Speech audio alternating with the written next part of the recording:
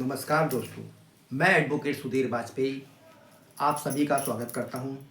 आज हम आपके समक्ष एक महत्वपूर्ण जानकारी लेकर उपस्थित हुए हैं। आज हम आपको बताएंगे कि पुलिस जब किसी मुकदमे में, किसी मामले में माननीय न्यायालय में एफआर फाइनल रिपोर्ट प्रस्तुत करती है तब क्या होता है और उस संबंध में जो वादी मुकदमा है, जो पीड़ित व्यक्ति है, उसके पास क्या विधिक उपचार है।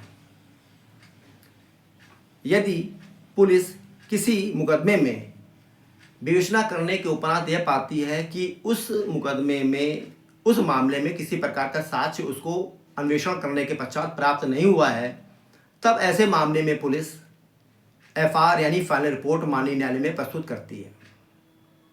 और आप लोग ये भी जानते हो कि यदि विचारणा के पश्चात पुलिस को सबूत मिलते हैं तब वह माननीय न्यायालय में चार्जशीट प्रस्तुत करती है, और यदि उसको विचारणा के दरमियान सबूत नहीं मिलते हैं उस घटना के बाबत, तब वह माननीय न्यायालय में एफआर यानी फाइनल रिपोर्ट प्रस्तुत करती है। एफआर मीन्स अंतिम आख्या, अंतिम रिपोर्ट।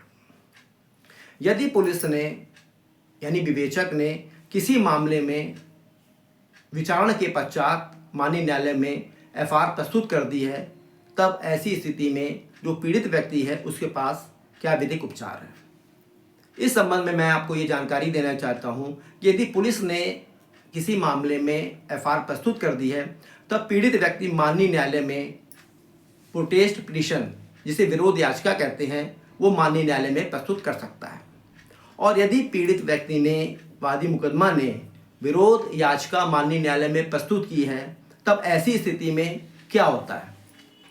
ऐसी स्थिति में माननीय न्यायालय के समक्ष जो मजिस्ट्रेट महोदय हैं, उनके पास 3 विकल्प होते हैं। पहला विकल्प यह है कि वह उस फाइनल रिपोर्ट को स्वीकार कर ले, एक्सेप्ट कर ले। यदि माननीय न्यायालय उस फाइनल रिपोर्ट को स्वीकार कर लेते हैं तब मामला वहीं से खत्म हो जाएगा, आगे नहीं बढ़ेगा। और दूसरा विकल्प यह है कि माननीय न्यायालय जो पुलिस ने तफ्तीश करके, विवेचना करके जो सामग्री माननीय न्यायालय के समक्ष प्रस्तुत की है, उस पर विचार करके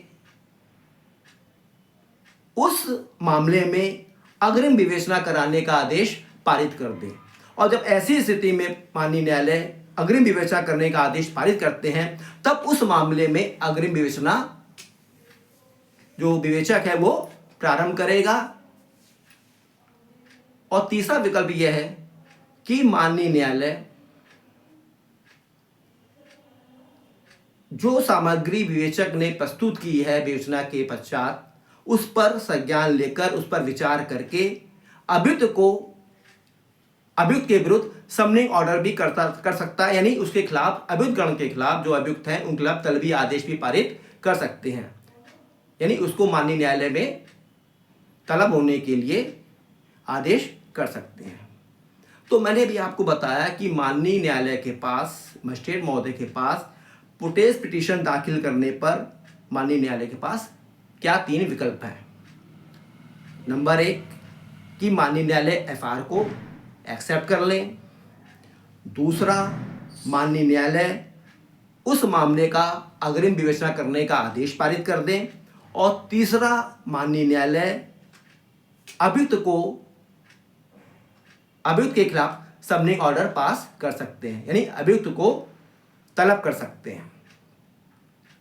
यहां पर मैं एक महत्वपूर्ण कानूनी बिंदु भी आपको बताना चाहता हूं कि जब माननीय न्यायालय जो विवेचक ने इन्वेस्टिगेशन के पश्चात जो सामग्री, जो दस्तावेज माननीय न्यायालय के समक्ष जो प्रस्तुत किए हैं, जो केस डायरी प्रस्तुत की है, जो आख्या प्रस्तुत की है, उस पर माननीय न्यायालय विचार करते हैं कि अभियुक्त को माननीय न्यायालय तलब किया जाना आवश्यक है, तब माननीय न्यायालय धारा 190 1B के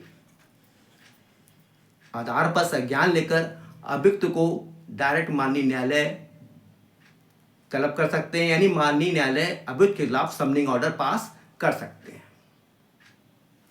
और दूसरी चीज़, एक और महत्वपूर्ण बिंदु है कि यदि पीड़ित ने, वादी मुकदमा ने अपने प्रोटेस्ट पिटीशन में कोई बाहरी साक्ष्य प्रस्तुत किए हैं, कोई ऐसे गवाहों का शपथ पत्र प्रस्तुत किया है, तब ऐसे मामले में माननीय न्यायालय धारा 190(1)(a) के अनुसार संज्ञान लेकर उस एफआईआर को परिवाद के रूप में चलाए जाने का भी आदेश पारित कर सकते हैं। और जब माननीय न्यायालय धारा 190(1)(a)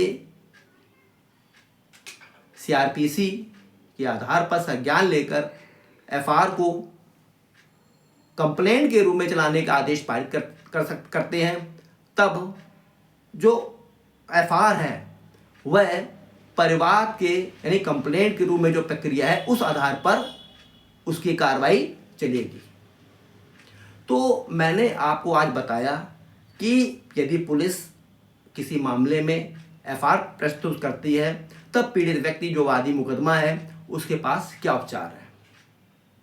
पीड़ित व्यक्ति को निराश होने की आवश्यकता नहीं है, बल्कि पीड़ित व्यक्ति उस एफआईआर के खिलाफ प्रोटेस्ट पिटीशन प्रस्तुत करके अपने मामले में न्याय पा सकता है।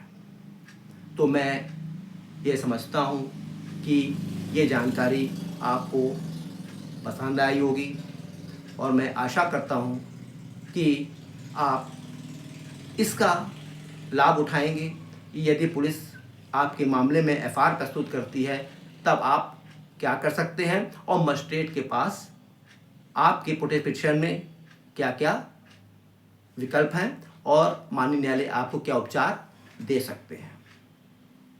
और मैं आशा करता हूं कि मेरा ये वीडियो आपको पसंद आया होगा। आप इसे अधिक से अधिक लाइक करें, सब्सक्राइब करें और शेयर करें। Thank you.